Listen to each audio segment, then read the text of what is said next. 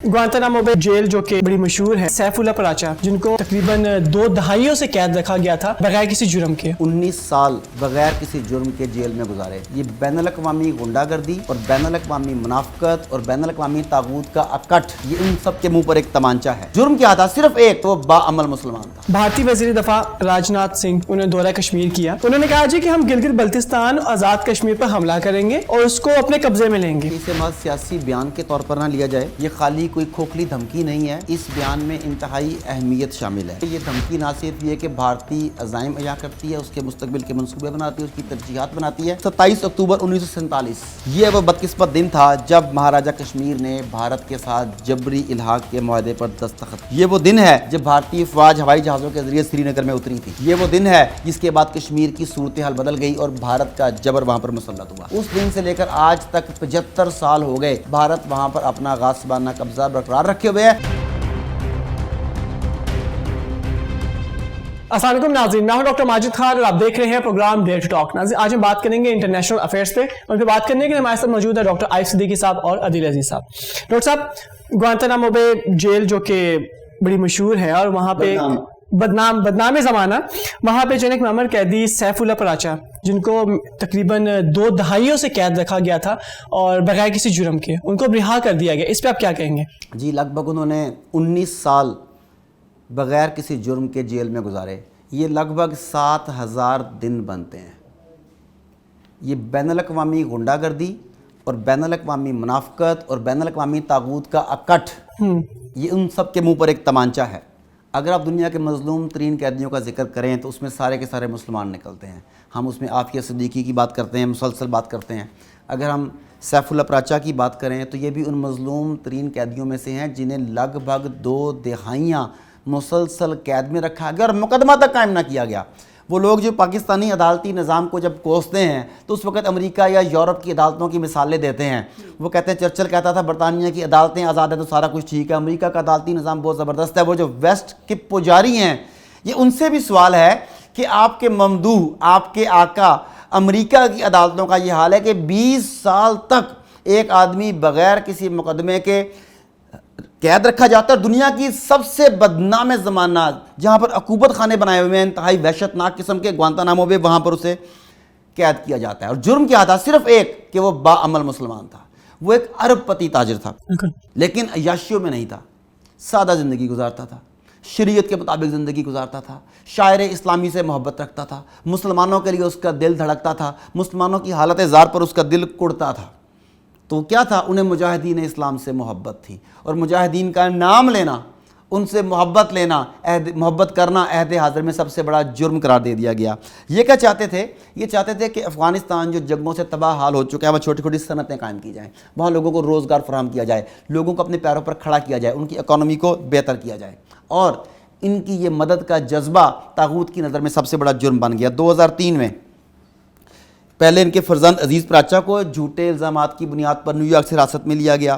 फिर इन धोखे के जो बड़े बड़े सरखेल हैं, इन्होंने एक कारोबारी मीटिंग के बहाने न्यूयॉर्क बुलवाया। ये कौन लोग हैं? CIA के एजेंट्स हैं जिन्होंने धोखे से इन्हें न्यूयॉर्क में बुलाया कारोबारी मीटिंग करने के लिए। उसके बाद इन्हें वहाँ पर अरेस्ट किया गया। फिर बगराम एयरबेस पर इन्हें मुसलसल 1 साल तक तशद्दुद का निशाना बनाया गया। इनके बाद दिल का दौरा भी पड़ा। इनके बेटे को, सैफुल्लाह पराचा के बेटे को भी दहशतगर्दी में मुआवनत के जुर्म में 30 बरस की सज़ा सुनाई गई। उसके बाद 17 बरस के बाद उन्हें रिहा किया गया, जिसके ऊपर कोई इल्ज़ाम साबित नहीं हो सका। जिस वक्त अजीज़ पराचा गिरफ्तार हुए उनकी उम्र 23 बरस थी, जब रिहा हुए तो वो 40 बरस के थे। यही मामला आप सैफुल्लाह पराचा के साथ भी देख लें। अब देखें कि लगभग 20 साल जवानी के इंतहाई कीमती साल इन लोगों ने बग़ैर किसी जुर्म के, सिर्फ इस्लाम से मोहब्बत इनका जुर्म था, उसकी बुनियाद पर इन्होंने दुनिया के बदतरीन उक़ूबत खानों में अपनी ज़िंदगी के कीमती 3 साल गुजारे। अब इन 20 सालों का हिसाब कौन देगा? अगर आप में ताकत होती है, अगर आप में हिम्मत होती है, अगर आपका अकट होता है, या अगर आप अपने आप के साथ, अपनी नेशन के साथ सिंसियर होते हैं, तो मैं आपको लीबिया का लाकरबी केस याद करवाना चाहूँगा, जहाँ पे अमेरिका ने धौंस से, धांधली से, जिस तरह मर्जी, मगर उसने लाकरबी में जो बंदे मरे थे उनके लिए 1.5 बिलियन US डॉलर्स, मैं मिलियन नहीं कह रहा, बिलियन कह रहा हूँ, 1.5 बिलियन US डॉलर्स तावान के तौर पे उसने कज़ाफ़ी से लिया था। تو اس ایک آدمی کا معاوضہ تو اس سے کئی گنا زیادہ بنتا ہے کہ 20 سال روز مارا گیا، روز اٹھا، روز مارا گیا، روز اٹھا. تو ابھی تک ہمارا کوئی میڈیا اسے ویلکم کرنے کے لیے موجود نہیں ہے. لوگ اس کے پاس حال چال پوچھنے کے لیے نہیں گئے. خاندان کے قریبی دوستوں نے بھی اس وقت اس کا ساتھ چھوڑ دیا، مگر اس کا خاندان اس کے ساتھ کھڑا رہا. انہوں نے صبر اور استقامت کا مظاہرہ کیا، اور میں اپنے پلیٹ فارم سے انہیں اور ان کے خاندان کو سیلیوٹ پیش کرتا ہوں. ڈاکٹر صاحب اسی چیز میں ایک چیز میں جاننا چاہوں گا آپ سے کہ 20 سال رکھا، اب رہا کرنے کی کیا ضرورت پیش آئی؟ دیکھیں وہ سامراج ہے، وہ کہتے جو مرضی کر لو. ہم نے تمہیں اٹھایا، تم کچھ نہیں کر سکے، اب تمہیں چھوڑا، اب تم پھر بھی ہم پہ کیس نہیں کر سکتے، کیوں پکڑا تھا؟ یہ آپ کو F-16 والی مثال نہیں یاد؟ آپ کے F-16 رکھ لیے، نہیں دیتے. اس کے بعد کہا ہمارے پاس چونکہ کھڑے ہوئے ہیں اس کا کرایہ بھی ہمیں دو تم. تو یہ طاغوت دہشت بتاتا ہے کہ ہم بدماش ہیں، پاور شو کروا رہے ہیں. عادل صاحب آپ سے میں کوریا کے متعلق جو ہے نا، جنوبی کوریا جو ہے، اس کے متعلق بات کروں گا. ابھی ریسنٹلی آپ نے بھی دیکھا ہوگا کہ لاسٹ ویک میں ہیلووین وہاں پہ ہوا تھا. ہیلووین ایک تہوار ہے جو کہ بہت زور شور سے وہاں پہ منایا جاتا ہے، اور باقی ملکوں میں بھی. تو وہاں پہ ہجوم میں بھگدڑ مچی، جس سے تقریباً 150 سے زائد لوگ جو ہے نا وہ ان کی ڈیتھ ہوئی، اور کچھ لوگ جو ہے زخمی بھی ہو گئے. وہاں پہ یہ معاملہ دیکھنے کو ملا. اس کے ساتھ ساتھ ایک اور چیز میں آپ سے جاننا چاہوں گا کہ ہم یہ دیکھ رہے ہیں کہ یہ ہیلووین والا تہوار جو ہے یہ پاکستان اور کچھ عرب ممالک میں بھی کس دفعہ دیکھنے کو ملا ہے کہ وہ بڑے ہی زور و شور سے جو ہے نا ہیلووین منا رہے ہیں. تو یہاں پہ ایک چیز میرے ذہن میں آ رہی تھی کہ ہمیشہ دیکھا یہ جاتا ہے کہ جو غالب ہوتا ہے نا، مغلوب اس کو دیکھ کے اسی طرح اس کو فالو کرنے کی کوشش کرتا ہے. کیا عرب ممالک میں یا پاکستان میں اس طرح کے تہوار منانا، ہم سمجھتے ہیں کہ ہم لوگ مغلوب ہیں اور وہ لوگ غالب ہیں؟ بالکل ڈاکٹر ماجد، آپ نے بہت اچھی بات کی ہے جو غالب اور مغلوب والی ہے. اس میں آپ کو حوالہ دینا چاہوں گا آرنلڈ جے ٹائنبی. آرنلڈ جے ٹائنبی دنیا کا سب سے بڑا سے تاریخ دان تسلیم کیا جاتا ہے. اس نے ایک کتاب لکھی تھی، اسٹڈی آف ہسٹری. اس کتاب کو لکھنے میں آرنلڈ جے ٹائنبی نے 30 برس صرف کیے تھے اپنی زندگی کے. وہ اس پائے کی ریسرچ کی تھی. اس میں وہ دنیا کی مختلف تہذیبیں بیان کرتا ہے جو پہلے تھیں، ان کو عروج ملا، پھر زوال کا شکار ہو گئیں وہ، اور اینڈ میں آ کے وہ کنکلوڈ کرتا ہے کہ اس وقت دنیا میں 7 کے قریب تہذیبیں زندہ ہیں، اور ان میں سے 2 تہذیبوں کے بارے میں بڑا پر امید تھا کہ یہ پنپیں گی. ایک کو وہ نام دیتے ہیں ویسٹرن سویلائزیشن کا، مغربی تہذیب کا. اس میں آپ کی آسٹریلین کنٹریز بھی آ جاتی ہیں، ساؤتھ کوریا بھی آ جاتی ہے کیونکہ اس نے مغربی تہذیب اپنائی ہوئی ہے. اور دوسری تہذیب کو نام دیتا ہے اسلامک سویلائزیشن کا، جس میں east African countries, south Asian مسلم کنٹریز اور دیگر عرب ورلڈ آ جاتا ہے. اور وہ کہتا ہے، یہ میں بات بتا رہا ہوں آپ کو بہت پرانی 1950 کی دہائی کی، کیونکہ تہذیبوں کا تصادم کا نظریہ تو سوویت یونین کے بعد ٹوٹنے کے بعد آیا ہے نا. مگر آرنلڈ جے ٹائنبی یہ بات کرتا ہے 1950 کی دہائی میں.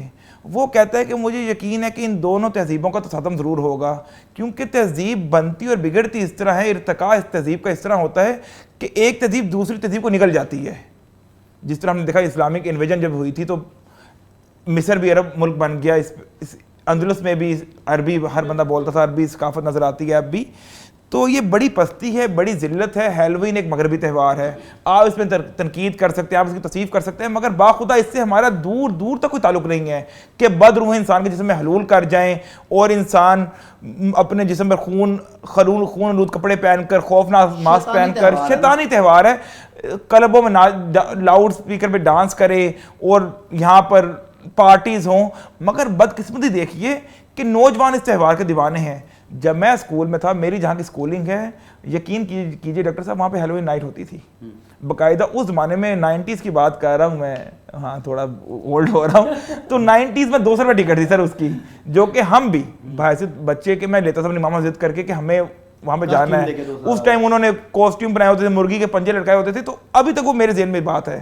تو اگر چھوٹا بچہ اس تہذیب کو فالو کرے گا تو کل کو محمد بن قاسم کے قصے تو نہیں سنے گا، اسے تو پھر ہیلووین نائٹ ہی اچھی لگے گی نا. اور اس بار پاکستان میں تو ہوتا ہی ہے، کئی ایلیٹ بیدیاں روڈ جو فارم ہاؤسز ہیں، 5 اسٹار ہوٹلز ہیں، وہاں پہ ڈنرز ہوتے ہیں، انڈر گراؤنڈ پارٹیز ہوتی ہیں، بہت کچھ ہوتا ہے. مگر بدقسمتی دیکھیے عرب ممالک، اور عرب ممالک تو اس سے بھی آگے بڑھ گئے. انہوں نے تو سڑکیں، بازار، پورے شہر بھر دیے اس چیز سے، اور ایسے لگ رہا تھا جیسے مطلب انہی کا تہوار ہے یہ. اور آپ دیکھیں اس میں حادثات کیسے کیسے ہوتے ہیں. ساؤتھ کوریا میں 150 افراد جو بد روحیں بنے ہوئے تھے اور اسی حالت میں دب کے کچل کے مر گئے. اور ساؤتھ کوریا کی تحریک کا سب سے بدترین سانحہ ہے, سب سے بدترین حادثہ ہے. تو ایسے تہوار جن کا ہماری تہذیب و ثقافت سے کوئی تعلق نہ ہو, انسانیت سے بھی کوئی تعلق نہ ہو, ان کو منانے کا کوئی تک ہی نہ ہو, یہ شیطانی تہوار ہو, تو ان سے بچنا چاہیے. اور یہ جو رواج فروغ پا رہا ہے اسے ہر طرح سے روکا جانا چاہیے. بالکل بہترین. ڈاکٹر صاحب آپ سے بھارت کی بات کریں گے, ایک one of your favourite topics. I thought کہ یہ آپ ہی سے اس کے متعلق میں بات کروں. بھارتی وزیر دفاع راجناتھ سنگھ انہوں نے دورہ کشمیر کیا اور وہاں پہ انہوں نے بڑی ایک دلچسپ بات کی ہے. انہوں نے کہا بہت دلچسپ میں اس لیے کہہ رہا ہوں کہ یہ لمحہ فکری ہے ہم لوگوں کے لیے. انہوں نے کہا جی کہ ہم گلگت بلتستان آزاد کشمیر پر حملہ کریں گے اور اس کو اپنے قبضے میں لیں گے. ہم لوگ جو وہ کشمیر جو ہمارا انڈیا آکوپائڈ کشمیر ہے اس کو چھڑانے کی بات تک نہیں کرتے. ہم لوگ صرف یہاں پہ اپنے طور پہ جو کھڑے ہو جانے کا بھی یہ طریقے اپناتے ہیں. اور وہ لوگ اب ہم سے گلگت بلتستان اور وہ کشمیر کا حصہ جو پاکستان میں, وہ بھی ہم سے لینا چاہتے ہیں, قبضہ کرنا چاہتے ہیں. آپ اس کو کس طرح دیکھتے ہیں اور کیا کہیں گے اس پہ, اس دھمکی کے متعلق آپ کیا کہیں گے؟ جی ڈاکٹر صاحب آپ نے بالکل ٹھیک کہا, لیکن میں یہ کہنا چاہوں گا کہ اسے محض سیاسی بیان کے طور پر نہ لیا جائے. یہ خالی کوئی کھوکھلی دھمکی نہیں ہے, اس بیان میں انتہائی اہمیت شامل ہے. آپ دیکھیں کہ یہ دھمکی نہ صرف یہ کہ بھارتی عزائم عیاں کرتی ہے, اس کے مستقبل کے منصوبے بناتی ہے, اس کی ترجیحات بناتی ہے. اسے صحیح سمجھنے کے لیے پہلے دیکھیں کس تاریخ کو دیا جاتا ہے. 27 اکتوبر بھارتی وزیر دفاع نے 27 اکتوبر کو وادی کا دورہ کیا اور اس وقت یہ بیان دیا. اب 27 اکتوبر کو کیا ہوا تھا, 27 اکتوبر کی ڈیٹ کیوں سلیکٹ کی گئی, یہ بیان کسی اور وقت بھی دیا جا سکتا تھا. یہ سمجھنے کی بات ہے کہ 27 اکتوبر پاکستانی گورنمنٹ بھول گئی, پاکستانی عوام بھول گئے, پاکستانی میڈیا بھول گیا, کسی نے اس حوالے سے کوئی پروگرام نہیں منعقد کیا کہ 27 اکتوبر کیا تھا. مگر سنگھی حکومت, ہندو توا حکومت, انہیں سب کچھ یاد ہے. یاد کرتا چلوں, 27 اکتوبر 1947 یہ وہ بدقسمت دن تھا جب مہاراجہ کشمیر نے بھارت کے ساتھ جبری الحاق کے معاہدے پر دستخط کیے تھے. یہ وہ دن ہے جب بھارتی افواج ہوائی جہازوں کے ذریعے سری نگر میں اتری تھی. یہ وہ دن ہے جس کے بعد کشمیر کی صورتحال بدل گئی اور بھارت کا جبر وہاں پر مسلط ہوا.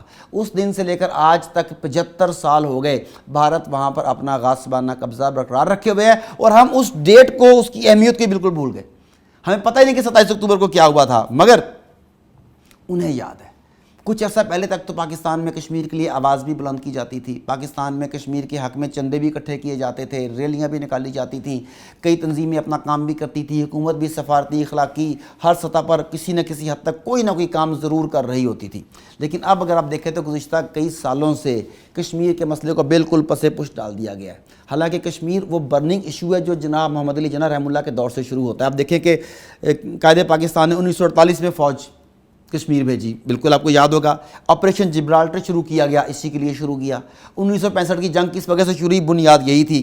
پھر 1989 میں وادی میں جہاد شروع ہوا, پھر کئی مراحل آئے, وادی کے اپنے لوگ اٹھے, کئی شہادتیں ہوئیں, ہندو فوج کو بھی دھمکایا گیا, کچھ بھاگ گئے, پھر دوبارہ آ گئے. پاکستان کی جانب سے غیر سرکاری امداد بھی جاتی رہی, سرکاری سطح پر بھی آواز بلند کی جاتی رہی. پھر انہوں نے پاکستان کا پتہ کاٹنا شروع کیا. پاکستان کی اشرافیہ میں موجود لوگوں کو کاروباری مفاد یا اپنی فلم انڈسٹری کے وہ چمک دمک میں الجھا کر انہیں پسے پش ڈال دیا گیا, اس مقصد کو پسے پش ڈال دیا گیا. پھر بھارت نے آرٹیکل 370 کا خاتمہ کر دیا اور بھارت کو اپنا اٹوٹ انگ قرار دے دیا. لیکن ہمارے کان پر جوں تک نہیں رینگی. ہمارے گزشتہ امیر المومنین جو کہا کرتے تھے کہ سیدنا فاروق اعظم اور خالد بن ولید میرے آئیڈیلز ہیں, جب ان سے ایک موقع پر یہ بات کی گئی کہ اس وقت کیا کرنا چاہیے تو وہ کہتے تو میں جنگ کر لوں. اب لیکن سیدنا خالد بن ولید ہوں یا سیدنا فاروق اعظم ہوں, ان کی سنت تو یہی تھی, مگر ہم نے ان کی سنت کو صرف سیاسی اکھاڑوں میں دوسروں کو سنانے کے لیے رکھا ہوا, خود عمل کرنے کے لیے نہیں رکھا ہوا. ابھی بھی وقت ہے کہ ہماری آرمی کو, ہمارے پولیٹیشنز کو اور ہماری عوام کو اس بیان کو بالکل صحیح تناظر میں لینا چاہیے, اسے زندگی اور موت کا مسئلہ بنا کر دیکھنا چاہیے اور بھارت کو منہ توڑ جواب دینا چاہیے. عادل صاحب اسی چیز کو میں آپ سے جاننا چاہوں گا کہ ابھی تک کوئی خاص جو ہے نا جواب نہیں گیا یہاں سے, جیسے ڈاکٹر صاحب نے کہا کہ جواب دینا چاہیے منہ توڑ, مگر یہاں سے ابھی تک کوئی خاص جواب نہیں گیا. کچھ پریس کانفرنسز ہوئی, بلکہ بہت زیادہ ہوئی, مگر ان میں سے کسی نے بھی اس معاملے پہ بات نہیں کی. آپ کیا کہیں گے اس پہ, یہ ہماری خاموشی کی وجہ کیا ہے؟ انہوں نے مسترد کر دیا. بھائی تمہارے مسترد کرنے سے کیا ہوتا ہے, they have a specific plan for you. مطلب جب مودی کہتے ہیں نا کہ یہ نیو انڈیا ہے, یہ ایمرجنگ انڈیا ہے, یہ گھر میں گھس کے مارے گا, خاک بدہن یہ بات کروں, لیکن مودی کہتا ہے تو اس کا کچھ مطلب ہوتا ہے. ڈاکٹر صاحب نے بڑی وضاحت سے بتا دیا آپ کو. 27 اکتوبر ہی وہ دن تھا جب انڈیا سے الحاق ہوا تھا جبری کشمیر کا. ہم یہ چیز بھول گئے کہ کس طرح سے قبائلی لشکر گئے تھے, کس طرح سے وہاں پہ جہاد شروع ہوا تھا, کس طرح سے بھارتی فوجیں وہاں پہ آ کے انہوں نے جہاد کشمیر کا پاسا پلٹ دیا تھا. مگر وہ ایک ایک چیز نہیں بھولے, اور 75 سال سے نہیں بھولے. وہ وادی میں کھڑا ہو کے کہہ رہے کہ مقبوضہ کشمیر تو ٹوٹ ڈنگ ہے ہی, مگر اب جو بقیہ ماندہ ریاست کشمیر کا حصہ تھا گلگت بلتستان اور آزاد کشمیر, اسے میں حاصل کروں گا. اس سے پہلے یہی بات اجیت ڈوبھل نے کی تھی, اس سے پہلے یہی بات نریندر مودی نے کی تھی. تو اگر مسلسل یہ بات کر رہے ہیں اور سفارتی دنیا میں تاریخیں اور مقام بڑی اہمیت کے حامل ہوتے ہیں اور مقررہ تاریخ کو کر رہے ہیں, تو اس کا مطلب ان کا کوئی یقیناً پلان ہے. مگر دوسری طرف ہماری حالت دیکھیں, جہاد کشمیر سے دستبرداری اختیار کی ہم نے, تنظیموں پر پابندی لگائی, چن کے بندے پکڑے, انہیں غائب کیا, انہیں غیر قانونی حراستوں میں رکھا, اور جو اخلاقی مدد پہنچ سکتی تھی ہر طرح کی مدد سے ہم نے ہاتھ کھڑے کر دیے اور مخیر حضرات کو بھی کرنے سے روک دیا. مگر آپ دیکھیں کہ وادی کی ڈیموگرافی چینج ہو رہی ہے. وہاں پہ باقاعدہ ہندو سنگٹھن جو ہیں, مسلح ہندو تنظیمیں جو ہیں, RSS کے جو عام ٹرین رضاکار ہیں وہاں پہ تعینات ہیں, وہ پنڈت کی حفاظت کے نام پر. جموں میں تو ہے ہی ہندو اکثریتی شہر وہ, تو یہ بڑا ہی ایک ڈیفیکلٹ سینیریو ہے. مگر افسوس کی بات یہ ہے کہ نہ آزاد کشمیر حکومت, نہ گورنمنٹ آف پاکستان, اور نہ وہ جن کے ذمہ یہ کام ہے, کوئی اس والے سے پلاننگ نظر نہیں آتی. اور یہ بھی کوئی چیز بعید نہیں کل کو انڈیا حملہ بھی کر دے. جس طرح کا ان کا مزاج ہے, جس طرح کے وہ لوگ ہیں, جس طرح سے وہ اکھنڈ بھارت کی بات کرتے ہیں, جس طرح وہ ہندوتوا کے نظریے کے قائل ہیں, ان سے کوئی چیز بعید تو نہیں ہے, کچھ بھی کیا جا سکتا ہے. اور ہمارا زوال دیکھیے, آخری بات ایڈ کرنا چاہوں گا کہ پہلے ہم کہتے تھے کہ آزادی کشمیر قریب ہے. بچپن میں آپ کو مجھے یقین تھا کہ آج نہیں تو کل لاکھ ڈرامہ دیکھ کر کشمیر آزاد ہوا ہی ہوا. اور اب یہ صورتحال آ گئی, وہ کہتے ہیں مظفر آباد میں بھی انڈین قبضہ ہوگا, گلگت بلتستان میں بھی انڈین قبضہ ہوگا. اور ایک اور بات یاد رکھیے, اس میں پیغام چائنا کو بھی گیا ہے, کیونکہ سی پیک شروع کہاں سے ہو رہا ہے, گلگت بلتستان سے. تو اگر وہاں پہ قبضہ ہوا ہی تھا تو چائنا سے ہمارا رابطہ ویسے ختم ہو جائے گا. تو بڑی ہی تشویشناک صورتحال ہے ڈاکٹر صاحب. یہ ڈاکٹر صاحب جمہوریت پہ بات کریں گے. جمہوریت پہ ہمارے پروگرام میں ہمیشہ تنقید ہوتی ہے, اور آپ نہیں, میں تو بہت تعریف, میں تو جمہوریت حسن, میں اس کے حسن کا قائل ہوں. میں تو آپ کی طرف سے سب سے جو ہے نا بہترین قسم کی تنقید ہوتی ہے, مگر میں جمہوریت کی حسن بھی بات کروں گا. آپ نے بڑا خوبصورت لفظ میں دیا ہے. ہاں جی دیکھیں, ابھی ہم نے ریسنٹلی دیکھا ہوگا کہ بھارتی نژاد جو ہے نا وہاں پہ برطانیہ میں جو وزیر اعظم بن گئے, تو آپ سمجھتے نہیں کہ یہ جمہوریت کا ہی حسن ہے کہ وہ شخص جو بھارتی نژاد تھا اس کو وزیر اعظم بنا دیا گیا ہے برطانیہ کا. اس پہ آپ کیا کہیں گے؟ میں تو جی جمہوریت کے حسن کا قائل ہوں. میں اسے تھوڑا سا بیک جانا چاہتا ہوں, ہسٹری میری تھوڑی سی کمزور ہے. مخدوم صاحب کی مدد لیتا ہوں. یہ آدم علیہ السلام کا خطہ سری لنکا کے آس پاس بتایا جاتا ہے. کہاں کا بتایا جاتا ہے؟ یہاں پر اترا تھا.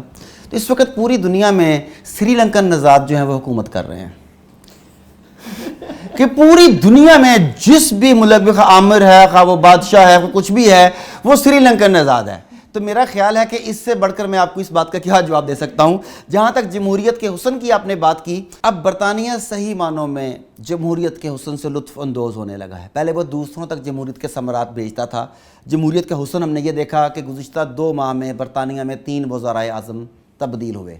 پہلے کچھ لوگ پاکستان کی سیاست پر حملہ آور کرتے تھے کہ یہاں پہ ہمارا وزیر اعظم اتنے پاجامے نہیں بدلتا جتنے پاکستانی وزیر اعظم بدل لیتے ہیں. تو اب ان کی جو مدر ڈیموکریسی ہے وہاں پر بھی یہ حال ہے کہ 2 ماہ میں 3 وزرائے اعظم بدلے گئے. جمہوریت کا ثمر وہاں پر بھی پہنچنے لگ گیا. اب اگر بات کریں برطانوی موجودہ وزیر اعظم رشی سونک کی, تو آپ نے کہا کہ بھارتی نژاد یا ہندو, تو یہ بات تو ٹھیک ہے کہ وہ غیر سفید فام پہلا وزیر اعظم ہے. جس طرح باراک اوباما امریکہ کا صدر تھا, لیکن یہ غیر سفید فام تو ہوا, یہ بھارتی کیسے ہو گیا؟ ان کے دادا دادی نانا نانی کا تعلق کہاں سے تھا؟ پنجاب سے تھا. پنجاب میں کہاں سے تھا؟ بھارتی پنجاب سے نہیں, گجرانوالہ سے تھا. 1930 کی دہائی میں وہ افریقی نو آبادیات میں وہ منتقل ہو گئے. اب رشی سونک کی والد کی بات کریں تو وہ کینیا میں پیدا ہوتا ہے, والدہ کی بات کریں وہ تنزانیہ میں پیدا ہوتا ہے, رشی سونک برطانیہ میں پیدا ہوتا ہے. اب مجھے بتائیں اس سب میں انڈیا کہاں سے آ گیا؟ ہاں یہ ہے کہ وہ ہندو ہے اور پکا ہندو ہے. اسے بھی 2 نقطہ نظر سے دیکھا جائے. ایک نقطہ نظر یہ کہ یہ بات باعث خوشی نہیں, باعث تشویش ہے کہ اب برطانیہ میں بسنے والے لگ بھگ 1.5 سے 2 ملین پاکستانیوں کا کیا بنے گا. کیونکہ ہندو خواہ کسی بھی خطے میں رہتا ہو اس کے خون میں پاکستان سے نفرت شامل ہے. یہ باعث تشویش بات ہے. مگر اس میں خوشی بھی ہے. خوشی یہ ہے کہ اب صلیب اپنی بنیاد سے ہٹ رہی ہے. دیکھیں صلیبی جنگیں جو لڑی گئی یہ خاص بنیاد پر, ایک خاص نعرے پر لڑی گئی تھی, یہ خاص نظریے کے اوپر لڑی گئی تھی. نظریہ اچھا ہو برا ایک علیحدہ بات ہے, مگر ایک خاص نظریہ تھا. اس وقت پوری دنیا میں صلیب جس نظریے کے تحت اکٹھی ہے, مسلمانوں کو جس نظریے کے تحت کچلا جا رہا ہے, وہ ایک نظریہ تو ہے نا. رشید سونک کا برطانیہ کا وزیر اعظم بننا اس بات کی گواہی دے رہا ہے کہ تاریخ کا چکر تیزی سے گھومنا شروع ہو گیا ہے. سلیب اپنی اساس سے، اپنی بنیاد سے ہٹ رہی ہے. اس کا مطلب ہے سلیب کمزور ہو رہی ہے، خواہ وہ اکانومی کی وجہ سے ایسا کر رہے ہیں، خواہ وہ بین الاقوامی سب سے بڑی مارکیٹ پہ قبضہ کرنے کے لیے ایسا کر رہے ہیں، خواہ وہ اسے شطرنج کے مہرے کی طرح استعمال کر رہے ہیں، مگر انہیں اس کی ضرورت تو پڑی. اب دیکھنا یہ ہے کہ اس کے وزیر اعظم بننے کے بعد پاک برطانیہ تعلقات کس رخ پر پہنچتے ہیں. لیکن جتنی تیزی سے یہ وزرائے اعظم تبدیل ہو رہے ہیں، مجھے لگتا ہے کہ ابھی جب تک آپ تعلقات سیدھے یا غلط کرنے کا فیصلہ کریں گے، اس وقت تک یہ بھی تبدیل ہو چکا ہوگا. ڈاکٹر صاحب، آپ نے بات کی کہ سلیبی جو ہے نا وہ شاید اب کمزور ہو رہے ہیں، اپنی بنیاد سے ہٹ رہے ہیں. میں نے یہ کہا ہے اپنی بنیاد سے ہٹ رہے ہیں. تو میں یہ سمجھتا ہوں کہ سلیبی جو ہے نا وہ ہمیشہ ایک پلان کے تحت ہی چلتے ہیں. بالکل اگریڈ. ناٹ پاسبل کہ یہ پاسبل ہے کہ جو ابھی جو بھارتی نژاد جو انہوں نے وزیر اعظم بنایا اپنا، ہو سکتا ہے کہ وہ انہی کا ہی ایک مورا ہو، انہی کا ہی ایک بندہ ہو جسے انہوں نے ٹرین کیا ہو، اور جیسا کہ آپ نے کہا کہ دنیا کی بڑی مارکیٹ پہ قبضہ کرنا چاہ رہے ہوں، یا اس کے علاوہ کوئی اور بھی پس پردہ بہت سے پلانز ہو. یہ ساری چیزیں ممکن ہے سوائے آپ کے پہلے فکرے سے اختلاف کے. بھارتی نژاد نہیں بھارتی نژاد نہیں. ابھی اس میں جو آپ نے کہا ساری چیزیں ممکن ہے. آپ نے کہا کہ یہ بڑے سمجھدار ہوتے ہیں اور پلان کے مطابق کام کرتے ہیں. سلیب گزشتہ کئی صدیوں سے زائنس کا اعلی کار بن کے کام کر رہا ہے. یہ اپنے پلان پر کام نہیں کرتے، زائنس کے پلان پر کام کرتے ہیں. زائنس ان کے اندر، جنہیں ہم صہیونی کہتے ہیں، اس طریقے سے ان کے معاشرے کے اندر، ان کے عقائد کے اندر، ان کی اکانومی کے اندر، ان کی پالیٹکس کے اندر اس طریقے سے سرایت کر چکے ہیں کہ اب سلیب اپنے فیصلے خود نہیں کرتے. خواہ وہ امریکی کی سلیب ہو، خواہ وہ برطانوی سلیب ہو، یہ زائنس کے تابع ہیں.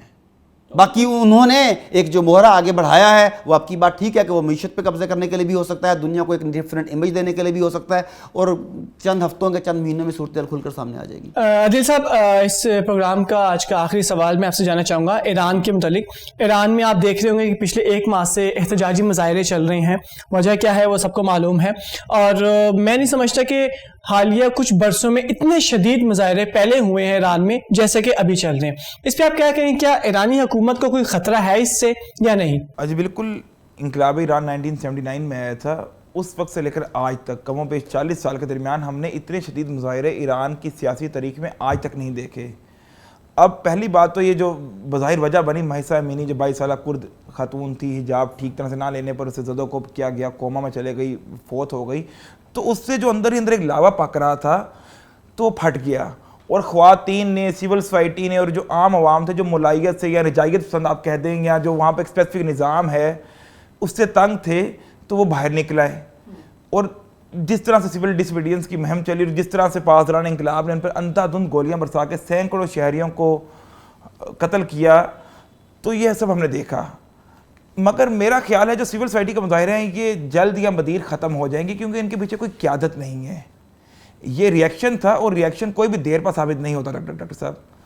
ہاں، اس کے جواب میں اہواز کے جو عرب ہیں جو اکا دکا کاروائیاں کرتے تھے، انہیں موقع ملا، کیونکہ جب رجیم پہ کوئی سول ڈس اوبیڈینس ہوتی ہے، کوئی موقع ملتا ہے، تو بہت سارے جو نان اسٹیٹ ایکٹرز ہوتے ہیں وہ حملہ ور ہو جاتے ہیں. اس طرح زاہدان کے جو سنی بلوچ ہیں انہوں نے مسلح حملے شروع کر دیے ہیں. آپ نے دیکھا ہوگا زاہدان میں پولیس اسٹیشن پہ حملہ ہوا، نائب گورنر مارا گیا، اہواز میں پولیس اسٹیشن پہ حملے ہو رہے ہیں. پھر ایک اور نان اسٹیٹ ایکٹر داعش آ گیا، داعش نے ایک درگاہ پہ وہاں پہ حملہ کیا، 15-16 کے قریب وہاں پہ ہلاکتیں ہوئیں. تو ایرانی حکومت اس ٹائم بری طرح پھنس چکی ہے، اور یہ میرے خیال میں مقافات عمل ہے.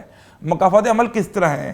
ہمارے نیبرز ہیں، ان کے گھر اگر آگ لگی ہے تو ہم خوش نہیں ہو رہے، مگر یہ وہ آگ ہے جو انہوں نے بیروت میں لگائی تھی، یہ وہ آگ ہے جسے شام جلتا رہا، یہ وہ آگ ہے جو عراق میں لگی تھی، یہ وہ آگ ہے جو یمن میں لگی، یہ وہ آگ ہے جو حوثیوں کے ذریعے سعودی عرب میں لگانے کی کوشش کی جاتی ہے.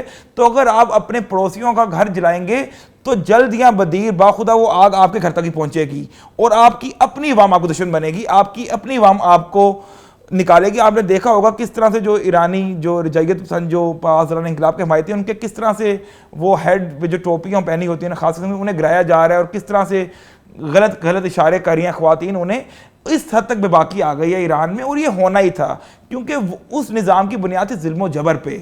میں اسلامی نظام کی بات نہیں کر رہا، میں اس نظام کی بات کر رہا ہوں جو ایران میں رائج ہے، ولایت فقیہ کا نظام. اس کی بنیاد تھی ظلم و جبر، اور جب ظلم و جبر ایک حد سے بڑھ جاتا ہے ڈاکٹر صاحب تو وہ پھر ختم ہوتا ہے، اور مجھے لگتا ہے کہ جلد یا بدیر کا خاتمہ قریب ہے. ڈاکٹر صاحب، ان کی بات سے ایک بات نکل رہی تو میں چاہوں گا وہ آپ سے جاننا چاہوں، اسلامی نظام کا سہارا لے کے ظلم و جبر کا نظام قائم کرنا، کیا یہ بات صحیح ہے اور یہ طریقہ درست ہے یا نہیں؟ نہیں، یہ تو سوال ہی نہیں بنتا. دیکھیں یہ بات ہمیں بالکل کلیئر ہے. اسلام کا سہارا لے کے یا جمہوریت کا سہارا لے کے یا عوام کی فلاح کا نعرہ لگا کر یا قوم کے وسیع تر مفاد کا نعرہ لگا کر اس کے بالکل اگینسٹ کرنا کسی بھی مذہب، کسی بھی مسلک، کسی بھی ملک، کسی بھی قوم، کسی بھی ریجن میں غلط چیز ثابت ہوتی ہے.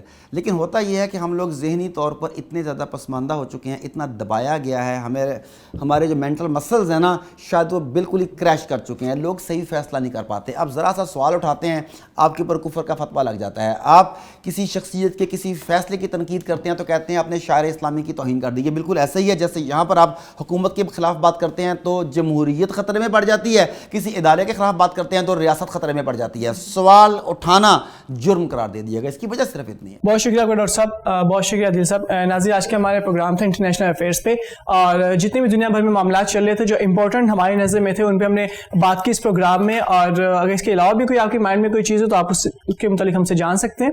آج کے اس پروگرام سے ہمیں اجازت دیجیے، پھر ملاقات ہوگی آپ سے. اللہ حافظ.